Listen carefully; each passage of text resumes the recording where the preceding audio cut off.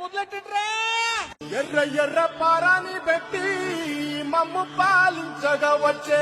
గంగోరెను కా తల్లి నల్ల నల్ల కాటుగా పెట్టి మమ్ముదయ చూడగా వచ్చే గంగోరెను కా తల్లి